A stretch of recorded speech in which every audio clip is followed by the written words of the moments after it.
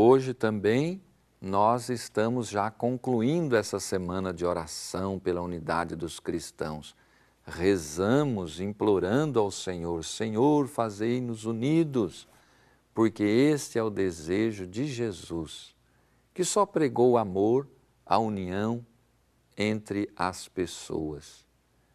Então hoje também o Evangelho de João nos ajuda a compreender como é importante a unidade, essa unidade que às vezes falta, não só entre as igrejas, entre os grupos que acreditam em Jesus, entre a Igreja Católica, os evangélicos e os protestantes, mas às vezes até mesmo dentro da nossa igreja existem divisões. Isto até é muito humano que exista divisões, mas a graça de Deus deve superar o pecado em nós. Divisão é pecado, graça de Deus é união. Por isso nós somos convidados por Jesus para deixar a graça de Deus vencer o pecado da desunião que está em nós. Aqui no Evangelho de João, capítulo 21, versículos de 15 a 17, diz assim: Depois de comerem, Jesus perguntou a Simão Pedro, Simão, filho de João, você me ama mais do que esses outros? Pedro respondeu, sim, Senhor, tu sabes que eu te amo. Jesus disse, cuide dos meus cordeiros. E Jesus vai perguntar mais uma vez, vai perguntar uma terceira vez para Simão Pedro. Então, nós sabemos por que Jesus perguntou a Simão, tu me amas? Pedro foi escolhido por Jesus para ser aquele ponto de união da igreja.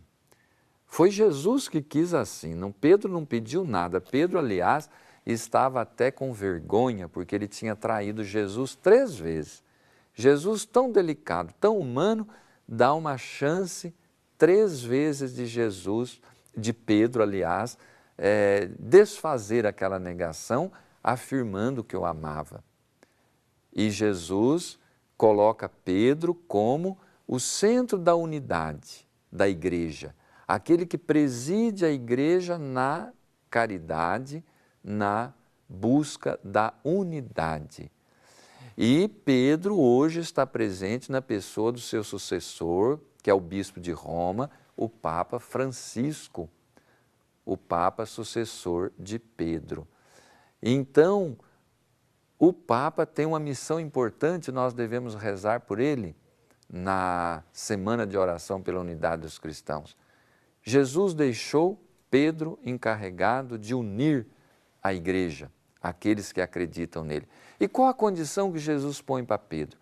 Ele não pergunta se ele tinha estudado, pergunta, tu me amas? Somente quem ama Jesus compreende que deve trabalhar pela unidade.